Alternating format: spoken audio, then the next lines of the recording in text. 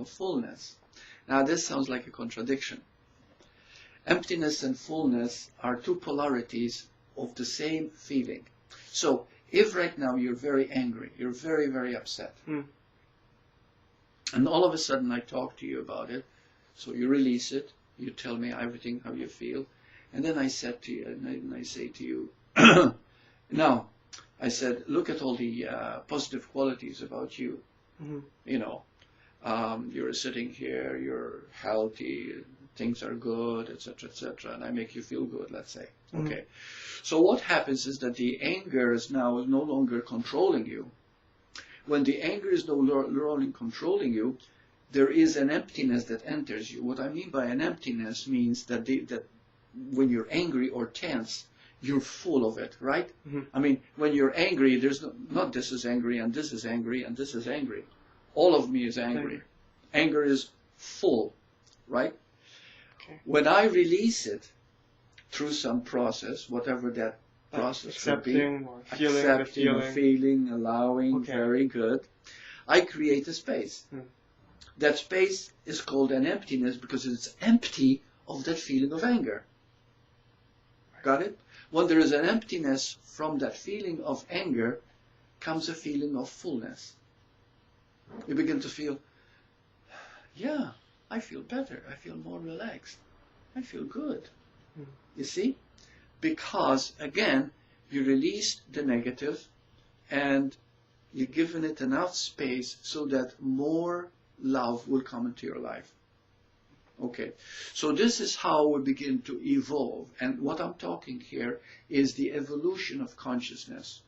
So every time you release, forgive, accept, allow, surrender, it all means the same thing. You release a negative, you have created a space in which a more beautiful energy can come in to take its place. Why does it create, what does it come in? Because it's already there. So when we release the negative, you see, we have allowed ourselves to relax into our true being, which is pure awareness.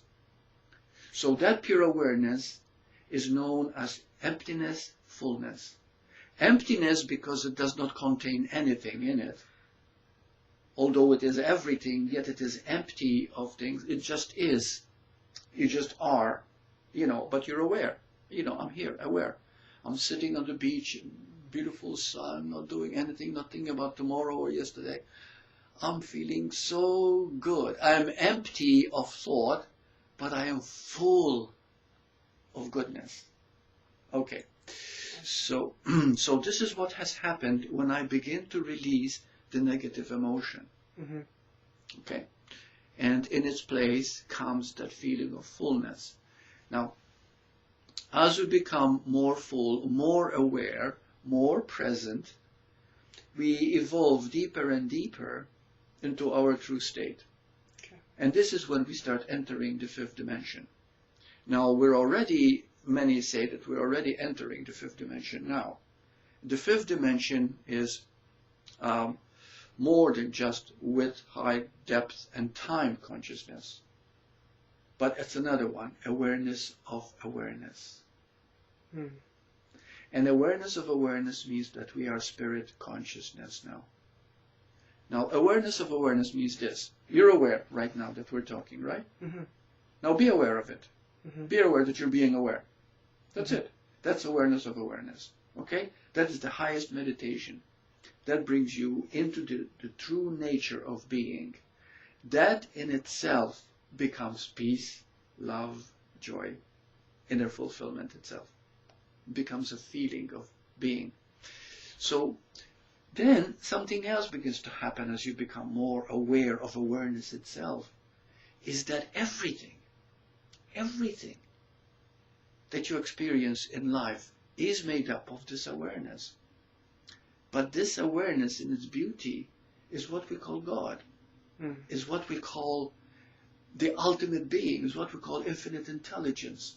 It is what makes the earth rotate around the sun to create the semblance of time and, you know, and space and seasons and everything else. It is what gives birth to the fetus and becomes a living, breathing child in a mother's womb. You see, so this awareness does everything. You see, and it is the real doer. When we begin to understand that, we become what is called quasi-human. We're still human beings, but we're more into being than we are human. You see, because we see that everything is spirit energy. Everything is just this incredible vital force that is keeping everything alive. We are this. We can't explain it. It just is. We call it pure awareness, pure being, pure spirit. You see? So that's the fifth dimension. And then we begin to live from that awareness all the time. We're still the same. We're still thinking the same personality, but we have evolved to the point where we see that spirit consciousness has taken over our life. It is there all the time. You see, we don't forget it. We don't need to remember it. We realize that who we are a human being, a being playing the human role of Brian, of Burt. Because one thing that we have in common, beyond the form, beyond the name, we are the same awareness. My awareness is your awareness. Is the same thing. What you're aware of makes it a thought and an emotion. But awareness itself, which is constant and never changes, is who you really are. Excuse me.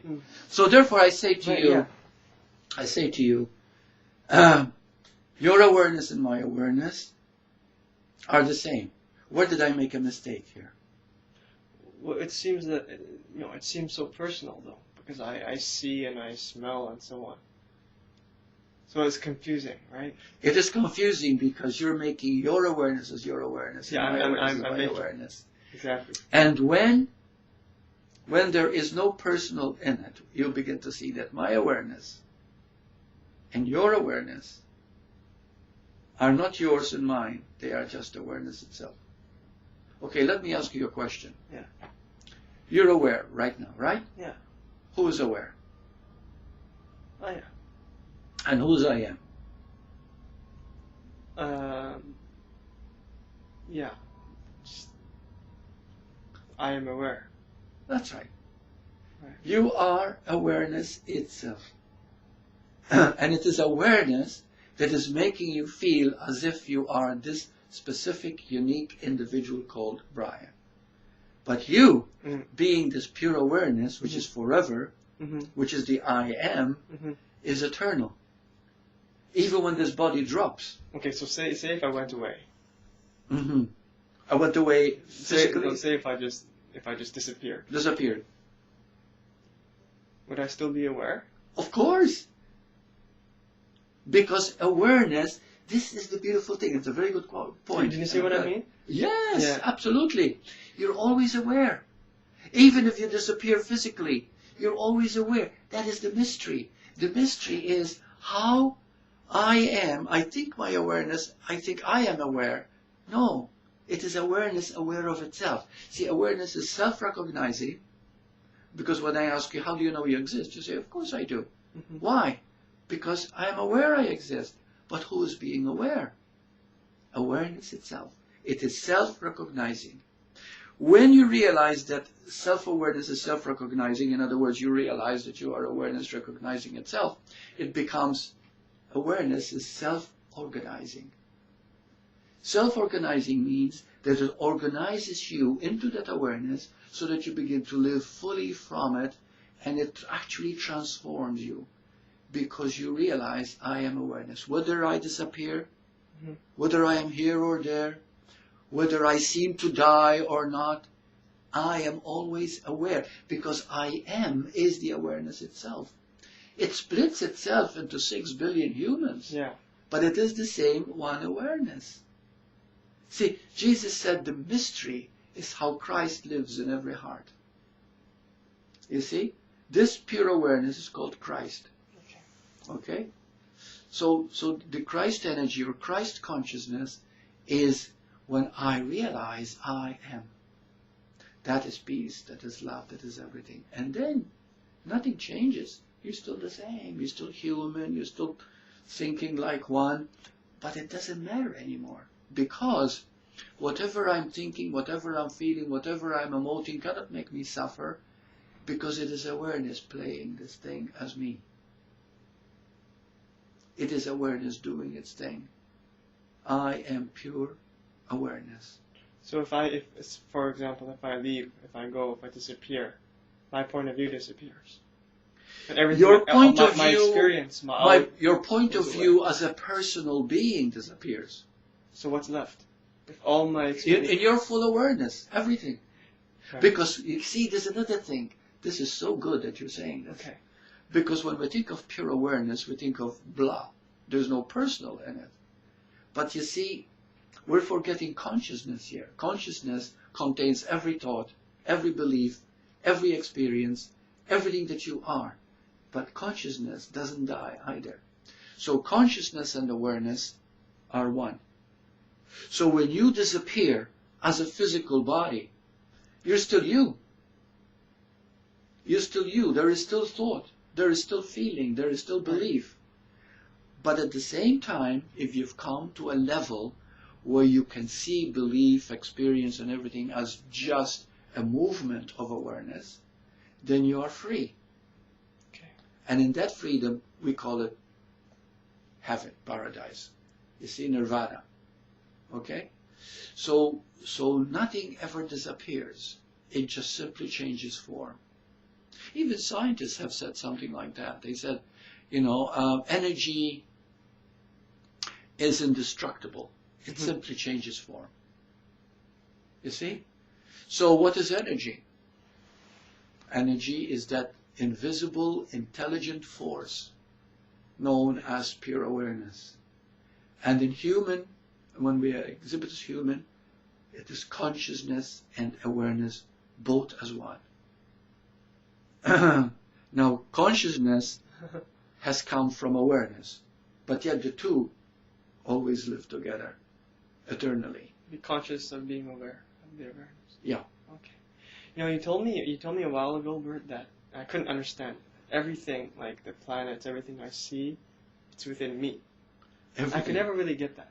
Are you beginning to get it now? Is that what you're saying? No. Yeah. If everything's in me, yeah, and I go away, yeah, then the world ceases to exist. Right. Some people say that, if you were a personal being. If I were, so that's not what you meant. Yeah, but if you're everything, how can you ever disappear? But everything I've experienced is in me.